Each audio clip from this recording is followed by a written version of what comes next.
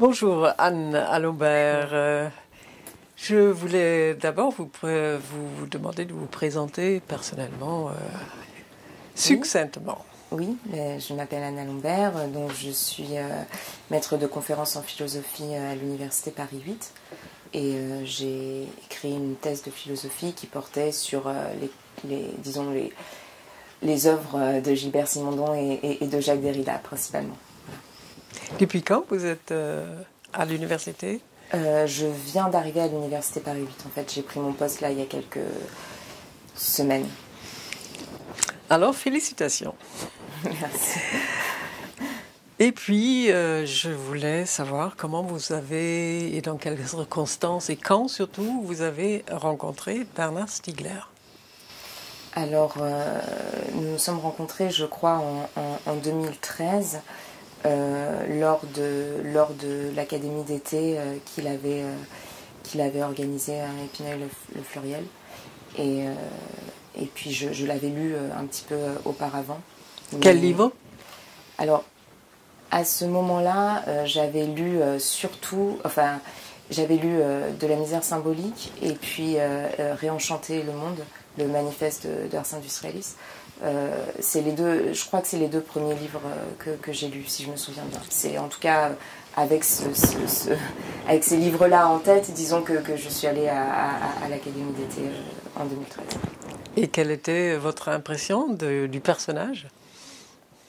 Peut-être ce qui m'a vraiment marqué, c'était le fait que j'avais l'impression de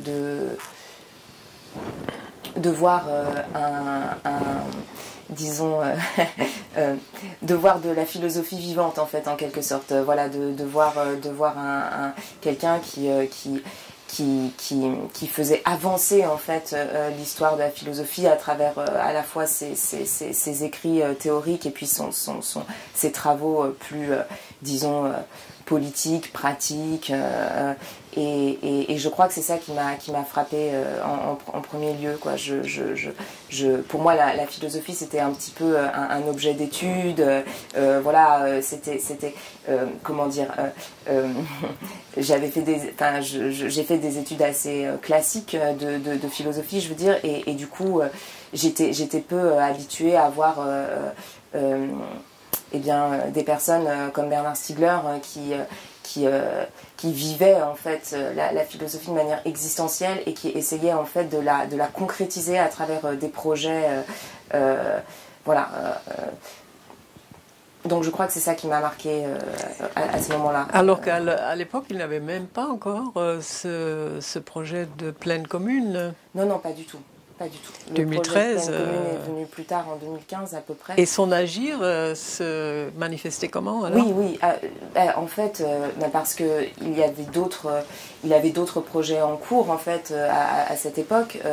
Notamment, il avait créé évidemment l'école de philosophie Pharmacon, qui était déjà en tant que tel une sorte de projet de recherche contributive, puisqu'il s'agissait aussi quand même de faire de la philosophie avec des personnes qui étaient amateurs, disons, donc c'était entre, disons, l'éducation populaire, la recherche contributive, etc. Et puis par ailleurs, il avait d'autres projets à ce moment-là, donc je me souviens plus exactement quels étaient ces projets, mais tous les séminaires de Bernard Stiegler, il parlait d'internation depuis 2011, je crois. Donc en fait, tous ces séminaires étaient toujours orientés. En fait, ces séminaires théoriques étaient toujours orientés vers des projets, des perspectives pratiques ou politiques. Voilà, donc disons qu'au moins, en tout cas, il parlait d'enjeux actuels, si vous voulez, même s'il n'était pas engagé lui-même à proprement parler dans tel ou tel projet spécifique. Il parlait de l'actualité, des transformations, des bouleversements que nous vivions, donc, et il les intégrait à sa réflexion philosophique. Donc moi, c'est ça qui m'a beaucoup marqué, parce que quand on lit de la philosophie, souvent on lit des auteurs mais qui sont décédés et qui forcément nous parlent d'une époque qui n'est plus la nôtre.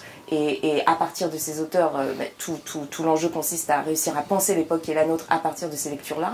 Mais Bernard Stiegler le faisait de manière exemplaire. Donc il ressaisissait toute l'histoire de la pensée, depuis Platon voilà, Derrida, hein, pour penser ce qui se passe au XXIe siècle, au moment même où il parlait, quoi. Voilà, voilà, donc ça c'était très très important.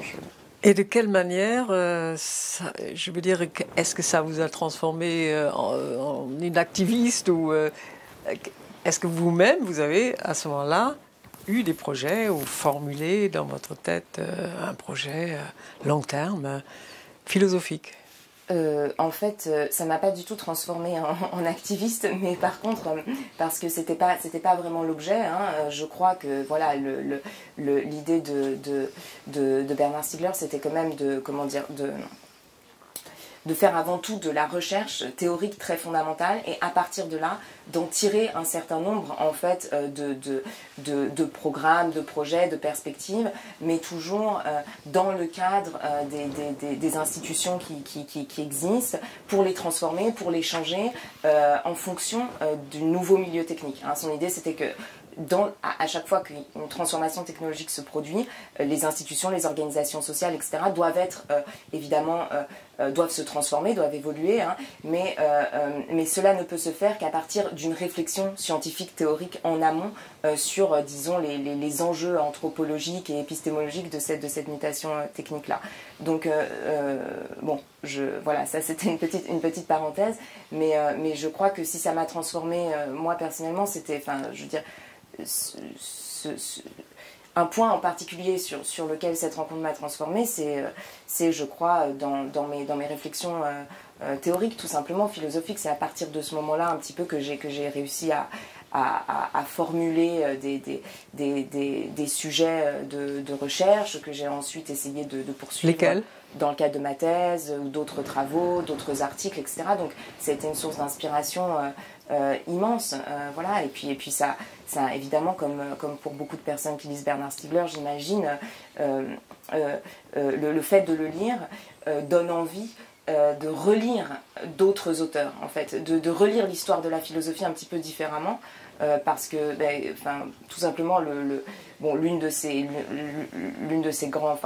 grands apports, disons, hein, c'est cette idée selon laquelle la philosophie s'est en quelque sorte constituée sur l'oubli de la question de la technique, et du coup cette thèse-là, enfin cette proposition-là, elle invite bien sûr à relire du coup les auteurs différemment, en questionnant justement ce point aveugle qu'a pu être chez eux cette question de la technique. Bon, il faudrait préciser, mais donc du coup en ce sens-là, oui, la rencontre avec son travail m'a transformée,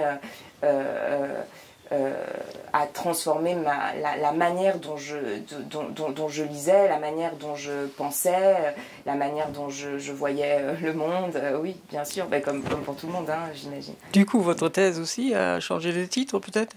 Non, pas du tout, parce qu'en fait, ma thèse n'était pas... J'avais pas encore commencé ma thèse à ce moment-là. Donc en fait, c'est plus tard que j'ai commencé ma thèse. Et donc en fait... donc... En fait, non, c'était deux choses un petit peu qui se sont fait en parallèle, en fait. J'ai rencontré Bernard Stiegler en 2013. Bon, j'ai commencé à fréquenter beaucoup plus son travail par la suite, en le lisant principalement, puis dans le cadre de différents projets. Et j'ai commencé ma thèse un petit peu plus tard, en 2015, je crois, si mes souvenirs sont bons. Et à partir de là, j'ai fait mon propre chemin dans ma thèse, quoi, qui n'était pas forcément lié intrinsèquement à la pensée de Bernard Stiegler. C'était autre chose, mais c'était des choses qui se croisaient en permanence, quoi. Voilà. D'accord. En quoi Bernard Stiegler vous a incapacité ? Vous connaissez son concept pris chez Amartya Sen, chez Spinoza, et l'encapacitation me semble quelque chose qui lui tient beaucoup à cœur. Oui, c'était le fait de travailler à ses côtés était extrêmement capacitant, effectivement, puisque, bon, d'une part, on apprenait en permanence, d'autre part, moi je pense qu'en fait il m'a aussi redonné confiance dans beaucoup il m'a redonné un petit peu confiance dans la pensée, tout simplement, hein. Je trouve que c'est évident, puisque ce que vous faites aujourd'hui, c'est une mise en capacité à travers la pensée de Bernard Stiegler que vous analysez, que vous continuez à analyser en faisant un séminaire sur Bifurqué, son dernier livre, et aussi par votre nouveau collectif et site Organoesis. Je trouve que ça coule de source, que vous êtes en capacité et que vous êtes possédé par ce désir de continuer ce travail oui, oui. Alors, et de recherche. Oui, oui. En fait, ce qu'on a surtout voulu essayer de poursuivre avec Michel Krikowski, donc c'était à travers ce séminaire Bifurqué puis ce collectif Organoesis, c'était aussi la dimension collective du travail, en fait, parce que ce que Bernard Stiegler nous a appris, je crois, à faire, c'était de travailler collectivement, en fait, de manière transdisciplinaire aussi. C'est-à-dire que dans les recherches que nous menions avec lui, voilà, nous travaillions avec différentes personnes, différents professionnels de différents horizons, différents chercheurs de différentes disciplines, et aussi des étudiants, des personnes plus jeunes qui avaient envie de participer.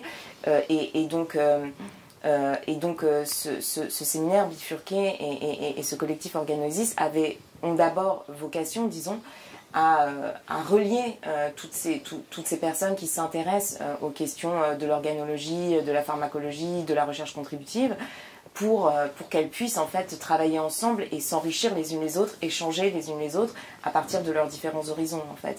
Ça, c'est très important. En quoi a consisté votre travail concret auprès de Bernard Stiegler de 2011 de 2013 à 2020?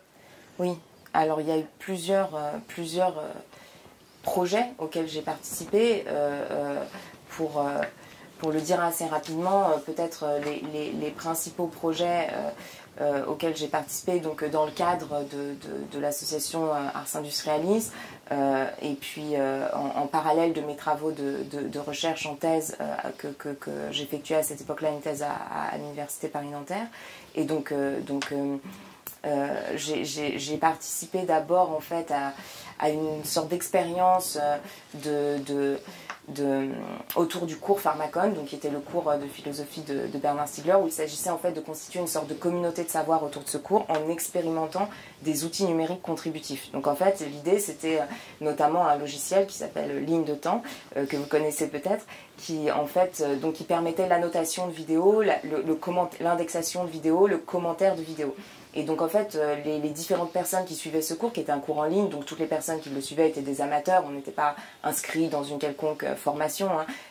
L'idée, c'était qu'on arrive à indexer ces vidéos différemment, à les catégoriser différemment, et en fait à établir à partir de là des discussions collectives autour du cours. Donc c'était une expérimentation qui était très intéressante pour ça, parce qu'elle permettait en fait de repenser les cours en ligne, si vous voulez, mais dans leur dimension contributive en fait, enfin en permettant à chacun d'interpréter le cours, d'annoter le cours, de le remonter par exemple aussi, d'en faire un résumé en le découpant, en le remontant, etc. Enfin, d'utiliser les images et l'audiovisuel pour le travail philosophique à proprement parler.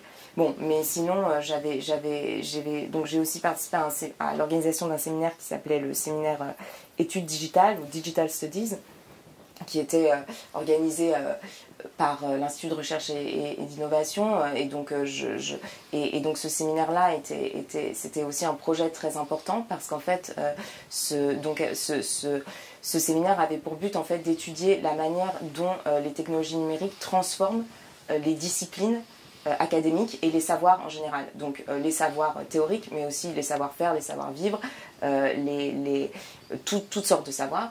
Et plus fondamentalement aussi d'interroger la manière dont tout savoir suppose toujours un dispositif technique.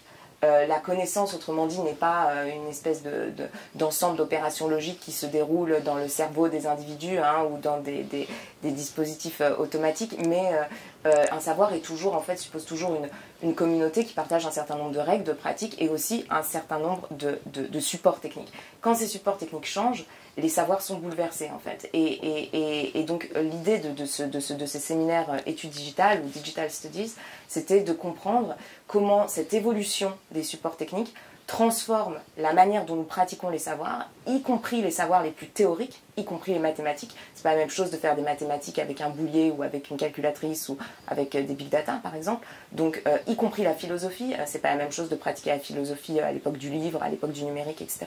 Parce que les dispositifs de publication sont pas les mêmes. Et donc l'enjeu de ce séminaire études digitales, c'était d'étudier tout ça et en particulier les transformations que le numérique faisait subir au savoir. Voilà, donc ça c'était aussi un projet très important. Et puis ensuite, il y a eu donc à partir de 2015 la mise en œuvre de ce projet de territoire apprenant contributif, qui était à la base en fait un projet de chaire de recherche contributive, qui avait vocation en fait à créer une chaire de recherche, donc un ensemble de chercheurs, si vous voulez, à regrouper un ensemble de chercheurs qui s'interrogent sur donc toujours un petit peu les mêmes, vous voyez, je pense, la continuité un petit peu des questionnements, qui s'interrogent sur la question notamment de l'automatisation et de ses enjeux pour les sociétés contemporaines dans différents domaines, dans différentes sphères. Et l'enjeu, c'était de dire que précisément, cette automatisation peut engendrer de la prolétarisation. Donc c'est ce dont vous parliez tout à l'heure, c'est-à-dire une perte de savoir à partir du moment où ces savoirs sont extériorisés dans des dispositifs techniques. On prend toujours le risque, en quelque sorte, de les déléguer à ces dispositifs techniques et de ne pas les réintérioriser et de ne pas les pratiquer, de ne pas les individuer, de ne pas les transformer. Et du coup, l'enjeu de ce programme de recherche, c'était de voir dans quelle mesure les dispositifs numériques pourraient être utilisés, à l'inverse, pour inventer de nouveaux savoirs, pour développer de nouveaux savoirs.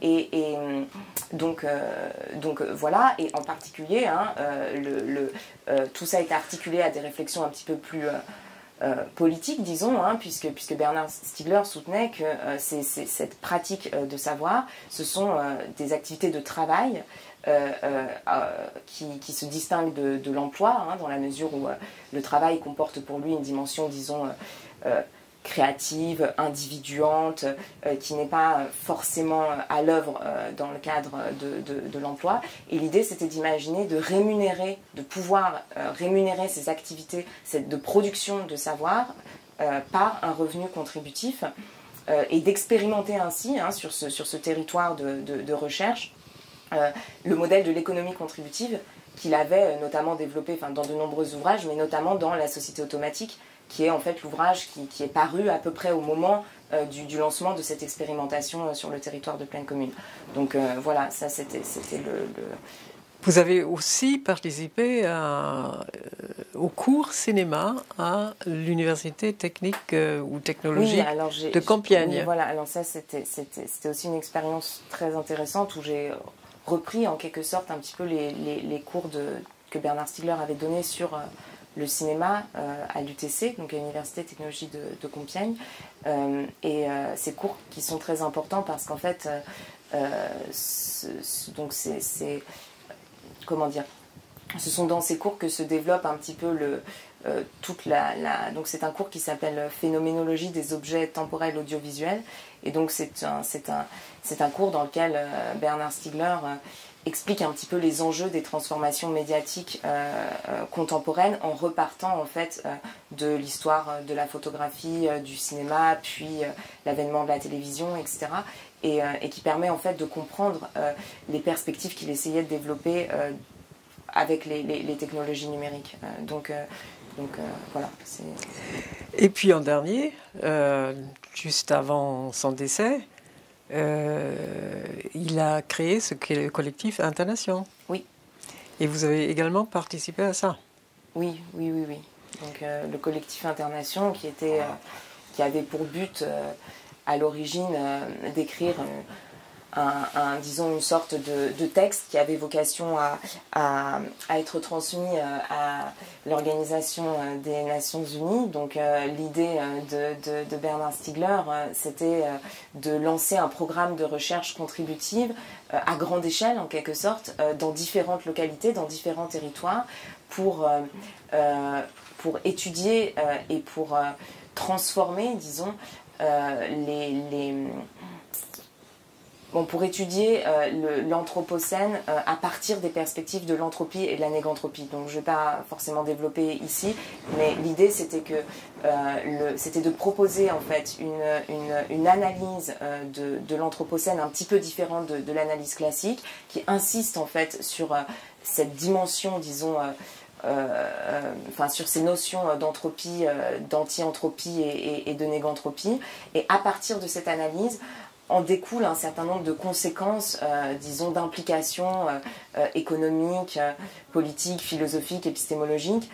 Tout ça est bien expliqué dans l'introduction du livre bifurqué que je ne vais pas résumer ici. Mais du coup, l'enjeu, en fait, avant l'écriture de ce livre, c'était de constituer un collectif de chercheurs interdisciplinaires et avec aussi des professionnels, des amateurs et des politiciens, des économistes, des médecins, enfin toutes sortes de personnes qui écrivent collectivement un texte et qui proposent de lancer un programme de recherche pour faire face aux enjeux de l'anthropocène avec un A compris comme anthropocène avec un E. Voilà. Il est quand même très partisan, comme il l'a expliqué dans son livre Qu'appelle-t-on penser, de Greta Thunberg et de la génération Thunberg.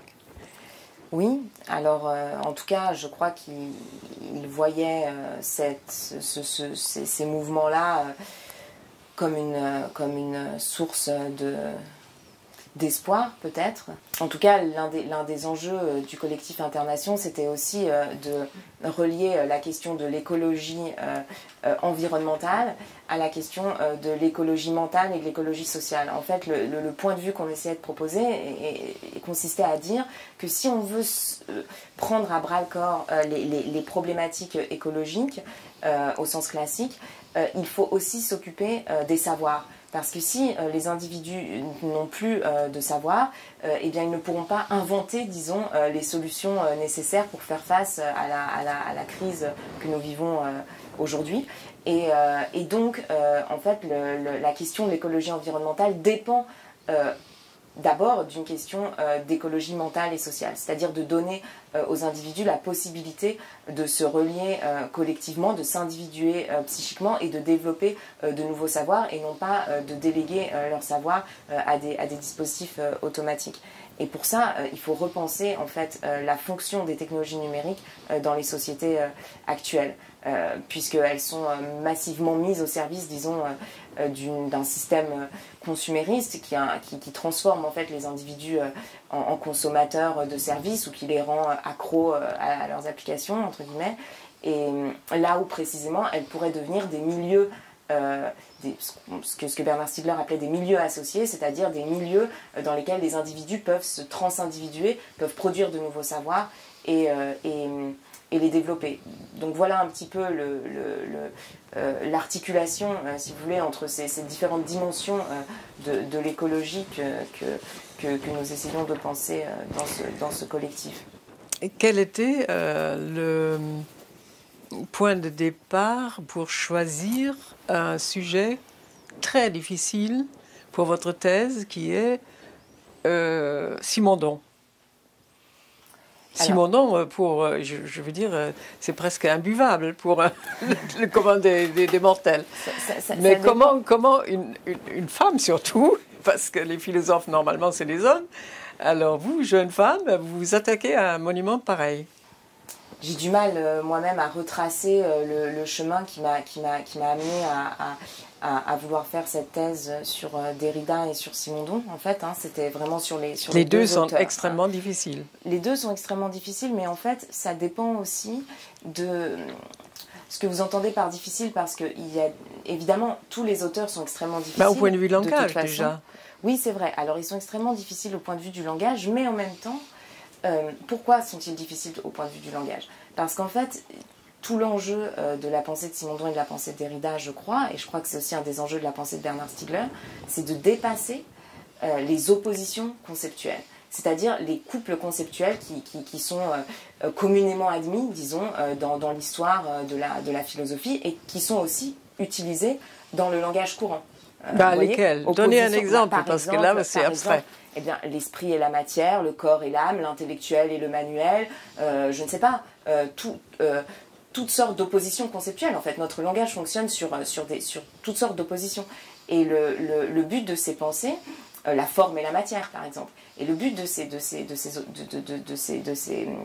textes, disons, de ces auteurs, enfin, leur langage a pour particularité de dépasser ces oppositions-là. Par exemple, quand Simondon va proposer la notion d'information, c'est pour dépasser l'opposition entre forme et matière. Quand Bernard Stiegler va proposer la notion d'hypermatière, c'est aussi pour dépasser l'opposition entre forme et matière, ou entre esprit et matière.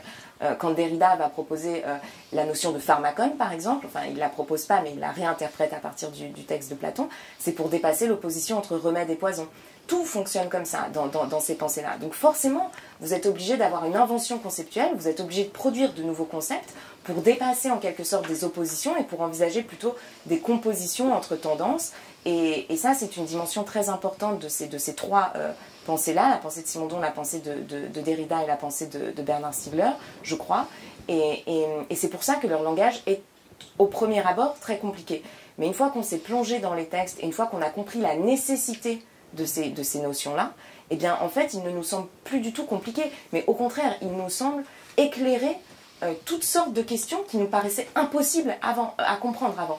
Par exemple, quand vous vous interrogez sur les rapports entre le corps et l'âme, eh bien, c'est extrêmement compliqué. Mais il y a des notions dans les pensées de ces auteurs, par exemple la notion d'individuation psychique et collective chez Simondon, qui va permettre en fait d'ouvrir de nouveaux horizons par rapport à ces questions. Donc en fait, ces pensées qui sont au premier abord effectivement difficiles, une fois qu'on a compris pourquoi leur conceptualité était nécessaire, eh bien, elle ne nous semble plus difficile du tout. Au contraire, elle nous semble très très éclairante. Donc voilà. Vous avez commencé par dire que Bernard Stiegler vous a attiré parce qu'il assemblait la pensée et l'agir, en quelque sorte. Alors, qu'est-ce que vous en avez tiré pour vous-même, pour agir, par exemple? Les projets de recherche contributive que nous avons lancés, en quelque sorte, ensemble, étaient vraiment des exemples de cette articulation entre la pensée et l'action, entre guillemets. Et là, il s'agissait vraiment, en fait, de travailler avec des habitants du territoire. Donc, par exemple, l'année où j'ai travaillé à l'Institut de recherche et d'innovation, en 2019, je crois, 2019-2020, lorsque je travaillais par exemple dans le cadre du projet de clinique contributive, et bien là en fait l'idée c'était de s'interroger sur le risque que peut comporter la surexposition aux écrans pour les jeunes enfants.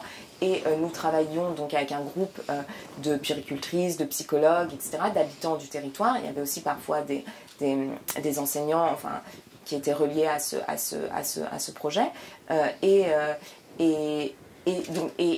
La démarche était la suivante. Nous étudions ensemble des textes philosophiques, des théories philosophiques, des concepts philosophiques en amont, puis ensuite nous les confrontions au réel à travers des ateliers organisés avec des habitants, avec des parents notamment qui souffraient de ce genre de problème, qui rencontraient ces difficultés, pour essayer d'inventer ensemble des solutions thérapeutiques à partir en fait d'un certain nombre de textes et de théories philosophiques. Et là, en fait, on voit bien comment la théorie et la pratique ne sont pas dissociables, en fait. Et ce genre de projet-là, typiquement, eh bien, voilà, nous essayons aussi, avec un certain nombre de personnes, d'amis, etc., de soutenir cette démarche, parce qu'elle nous semble fondamentale pour articuler, voilà, la dimension théorique, la dimension pratique.